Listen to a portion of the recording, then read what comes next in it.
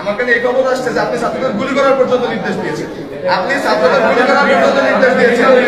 আপনারা যেদিনকে আমাদেরকে সাদা গাড়ির মাধ্যমে তুলে যাওয়ার প্ল্যান করছিলেন যে আপনাদের প্রশাসনের সিটিএসপির মাধ্যমে আমাদের তুলে নিয়ে যাবেন, সেদিনকে আমরা বলছি আমরা ভার্সিটির অথরিটি ছাড়া যাবো না।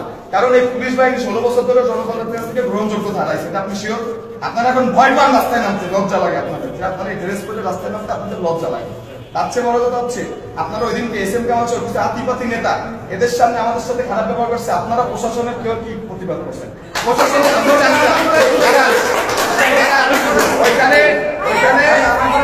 ওইখানে একজন সিনিয়র সিটিজেন ছিল, আমাদের অভিভাবক, তাকে রাজাকারের বাচ্চা বলে গালি দেওয়া হয়েছে। আপনি তখন কেন প্রতিবাদ করেন নাই? আমি দাঁড়ান, আপনাদের প্রশাসন ছিল, দেখে আপনি একটু সামনে আসেন। লজ্জা করতেছে? সামনে আসেন, এখানে আসেন। প্রশাসনের চামচারা যারা আছেন এখানে ভবিষ্যতে থামাবেন, এটা তো আমরা ভাবতে পারি। আমরা ছাত্র জনতা মিলে আন্দোলন করছি 16 বছর ধরে। কোনো দল কিন্তু জনগণকে এক করে অভ্যুত্থান ঘটাইতে পারে না। আমরা ছাত্ররা জনগণকে এক করে অভ্যুত্থান ঘটাইছি এবং সেক্ষেত্রে আপনাদের প্রশাসনের ভূমিকা আমরা জানি। আপনি গুলির অর্ডার দিচ্ছেন, এই শান্তিপ্রিয় খুলনায় আপনি টিয়ারশেল মারাইছেন, আপনি লাঠি মেরে করাইছেন। ফলাফল কি হয়েছে? খুলনা ছাত্র সমাজ ব্যানারে আপনারা দুষ্কৃতিকারীদের সুযোগ করে দিচ্ছেন, যে দুষ্কৃতিকারীরা আপনাদের সদস্যরাই মারছে। ওখানে কোনো ছাত্র সমাজ বানা নেই, আপনারা সুযোগ করে দিচ্ছেন।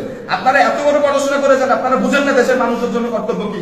স্বরাষ্ট্র মন্ত্রণালয়ের আন্ডারে আপনারা রাখেন, আপনারা শুধু নির্দেশ পালন করছেন, আপনারা কুকুরের মতো নির্দেশ পালন করছেন। একটা রুটি দিচ্ছে, আপনারা রুটি কুকুরের মতো এভাবে খাইছেন।